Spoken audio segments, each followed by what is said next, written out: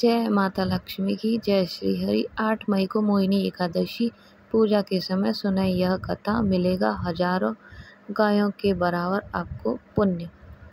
मोहिनी एकादशी का व्रत 8 मई गुरुवार को है। गुरुवार के दिन मोहिनी एकादशी का होना एक शुभ संयोग है, क्योंकि इस दिन भगवान विष्णु की पूजा करते हैं और व्रत रखते हैं। इस दिन गुरुवार का व्रत और मोहिनी एकादशी का व्रत करने से व्यक्ति को 2 गुना लाभ प्राप्त होगा। हालांकि इस बार की मोहिनी एकादशी पर भद्रा है, जो सुबह 5:30 बजे से दोपहर 12:30 बजे तक रहेगी, जिसका वास स्थान पाताल लोक में है। इस भद्रा का कोई भी दुष्प्रभाव धरती पर नहीं होगा। इसमें आप पूजा पाठ या अन्य मंगल कार्य भी कर सकेंगे। मोहिनी एकादशी का व्रत वैशाख शुक्ल पक्ष की एकादशी तिथि को मनाते हैं। जो व्यक्ति मोहिनी एकादशी का व्रत रखता है उससे पुण्य और मोक्ष मिलता है। जो मोहिनी एकादशी की व्रत कथा सुनते हैं उसे 1000 गायों को दान करने के बराबर पुण्य मिलता है। भगवान श्री कृष्ण ने युधिष्ठिर को मोहिनी एकादशी के व्रत के बारे में बताया, जिसकी कथा कुछ इस प्रकार से आइए जानते हैं।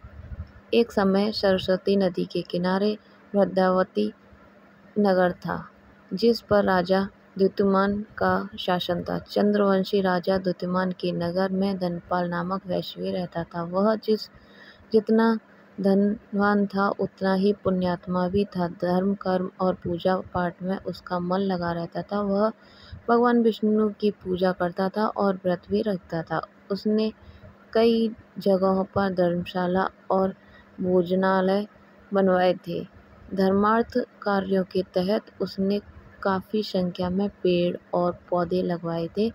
उसके 5 पुत्र थे, जिसमें सबसे छोटा बेटा धष्टबुद्धि पाप कर्मों में लगा हुआ था। वह प्रतिदिन बुरे काम करता था। वह अपने पिता के साथ पितरों का भी अपमान करता था। मांस मंद्रा का सेवन करने लगा था। उसके लिए यह सामान्य बात थी। गलत कार्यों में पिता का धन बर्बाद करता था। धनपाल अपने छोटे बेटे धष्टबुद्धि से परेशान हो गया। एक दिन उसने धष्टबुद्धि को घर से बाहर निकाल दिया। उसने अपने आभूषण बेचकर कुछ दिन तक तो गुजारा किया। जब वो खत्म हो गए तो वो चोरी करने लगा। एक दिन वह चोरी करते हुए पकड़ा भी गया, जिसके परिणाम स्वरूप उसे जेल में भी डाल दिया गया। सजा के तौर पर उसे कई प्रकार के कष्ट दिए गए। सजा पूरी होने पर राजा ने उसे राज्य से बाहर निकाल दिया। एक दिन वह भूख और प्यास से व्याकुल था। भोजन की तलाश में वह कौटिन्य ऋषि के आश्रम में भी चला गया था। कौटिन्य ऋषि गंगा स्नान करके आश्रम वापस आ रहे थे। तब वे आश्रम में आए तो धष्टबुद्धि के शरीर पर गंगा की कुछ बूंदें पड़ी। गंगा की पावन बूंदों के पड़ने से धष्टबुद्धि की मति सही हुई। उसने कौटिन्य ऋषि को प्रणाम किया और बताया कि अब तक के जीवन काल में उसने काफ़ी पाप कर्म किए हैं, इससे मुक्ति का मार्ग बताएं।